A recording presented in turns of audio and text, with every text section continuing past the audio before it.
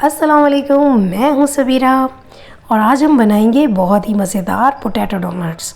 लेकिन इसमें हम चिकन फ्लेवर भी डालेंगे, तो वो कैसे डालेंगे तो चलिए फिर शुरू करते हैं। इसके लिए मैंने सबसे पहले लिए हैं आलू आधा किलो। इन्हें मैंने बॉईल कर लिया है अच्छी तरह। इसके बाद अब मैं इन्हें ग्रेट कर रही हूँ। आप कश भी कर सकते हैं या मैशर से मैश भी कर लें, लेकिन इसमें क्या है कि मुझे ग्रेट करना है, क्योंकि ग्रेट करने से इसमें बिल्कुल भी कोई भी गुठली नहीं आएगी और ये बहुत अच्छे से हो जाएंगे। तो क्योंकि जब हम बनाएंगे पोटैटो डोनट्स तो उसमें छोटे छोटे अगर पीस आएंगे आलूओं के तो वो बिल्कुल अच्छे नहीं लगेंगे। इसीलिए मैं आपसे यही कहूँगी कि आप भी ग्रेट कर लीजिएगा।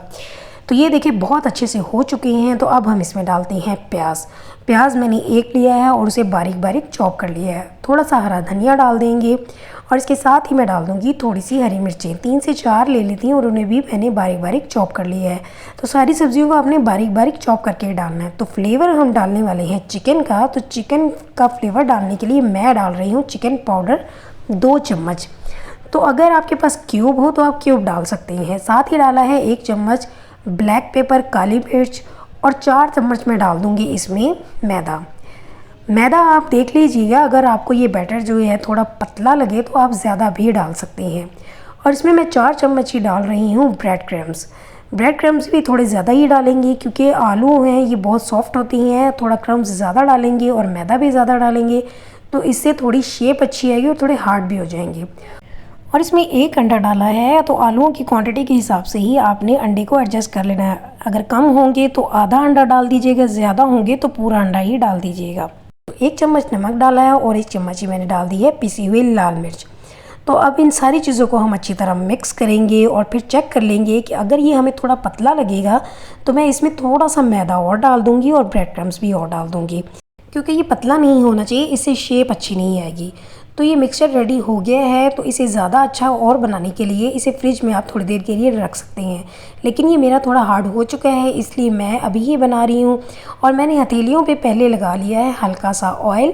इससे क्या होगा कि आलू हाथों पे चिपकेंगे नहीं। उसके बाद मैं पहले थोड़ा सा मिक्सचर लिया है और उसे एक बॉल की शेप में दे दूँगी और उसके बाद थोड़ा सा हम इसे प्रेस करेंगे और इस तरह से राउंड शेप आ जाएगी। अब हम इसके दरमियान में एक छोटा सा होल करेंगे, क्योंकि डोनट्स के दरमियान होल होता है।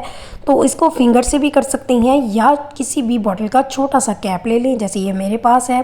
तो इसे हम सेंटर में रखेंगे, हल्का सा प्रेस करेंगे तो इससे एक होल बन जाएगा। तो इसे फिर बाद में हम सेट भी कर लेंगे। तो ये देखें जैसे ये बिल्कुल डोनट की शेप बन गया है। तो इसी तरह मैं सारे के सारे रेडी कर लूँगी। तो आपने भी इसी तरह ही कर लेने हैं। उसके बाद मैं आपको बताती हूँ अब हमने क्या करना है। तो ये मैंने 2 अंडे लिए हुए हैं, उन्हें बीट करके रखा हुआ है। तो सबसे पहले हम अंडे में डिप करेंगे और उसके बाद फिर हम इसे ब्रेड क्रम्स में करेंगे। जब हम ब्रेड क्रम्स में डालेंगे तो ये थोड़ा सा इसको सेट भी कर लेंगे। ब्रेड क्रम्स अच्छी तरह कोट करना है ताकि ये अच्छे से सेट हो जाएं।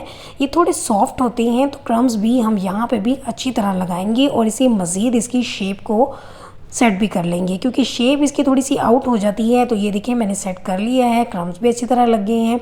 अब मैंने इसी तरह से सारे कर लिए हैं। अब इनको मैं थोड़ी देर के लिए फ्रिज में रख दूँगी। फ्रिज में आधे घंटे के लिए रख दें तो ये थोड़े हार्ड हो जाएंगे। उसके बाद इसे फ्राई करना है। तो ये थोड़े से हार्ड हो चुके हैं। तो अब मैंने ऑयल लिया है, ऑयल को हल्का सा गर्म किया है, बहुत ज़्यादा गर्म नहीं करना, हल्का सा ही गर्म किया है और उसमें मैंने डाल दिए हैं डोनट। तो आपने भी 4 से 5 डाल देने हैं, बहुत ज़्यादा नहीं भर लेने। तो इसी तरह मैं इसे कुक होने दूंगी 3 से 4 मिनट तक एक साइड के लिए। उसके बाद मैं इनको पलट दूंगी। तो मैं आपको बता दूं फ्रिज में रखना क्यों ज़रूरी है, क्योंकि अगर हम फ्रिज में नहीं रखेंगे तो क्रम्स जो हैं वो ऑयल में बह जाते हैं। इसीलिए अगर फ्रिज में रखते हैं तो क्रम्स अच्छी तरह लग जाते हैं। तो एक साइड से पकते हुए 3 से 4 मिनट हो गए हैं। अब हम इसे पलट लेते हैं। आलू हमारे अच्छी तरह गले हुए थे, बस इसमें हमने मैदा डाला है, इसीलिए हम थोड़ा सा इसे टाइम देंगे। और फ्लेम है यहाँ पे मीडियम फ्लेम पे हम इसे कुक करेंगे। इसी से अच्छा सा कलर भी आ जाएगा और बहुत अच्छे से रेडी हो जाएंगे। तो एक साइड से हमने 3 से 4 मिनट तक कुक करना है और दूसरी साइड से भी 3 से 4 मिनट ही कुक करना है। और अच्छा सा जब तक इसको कलर ना आ जाए गोल्डन ब्राउन सा, तब तक हम इसे पकाएंगे। तो दूसरी साइड से भी 3 से 4 मिनट पकते हुए हो गए हैं। तो उसे मैं मज़ीद 1 मिनट के लिए और पलट दूंगी, क्योंकि इस साइड से अभी थोड़ा सा लाइट कलर आया था तो उसे भी हमें अच्छा सा गोल्डन कलर देना है। तो इसके लिए बस मैं 1 से 2 मिनट मज़ीद और कुक करूँगी और उसके बाद मैं इसे निकाल लूँगी और इसी तरह मैं सारे के सारे फ्राई कर लूँगी। तो ये देखिए जी 2 मिनट हो चुके हैं और ये अच्छी तरह रेडी हो गए हैं। कलर भी बहुत अच्छा आ गया है।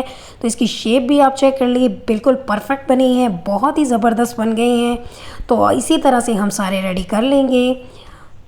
तो ये सारे रेडी हो चुके हैं। तो आपको अगर ये मेरी रेसिपी अच्छी लगी हो तो आप मेरे चैनल को सब्सक्राइब कर दीजिएगा और रेसिपी को लाइक और शेयर कर दीजिएगा।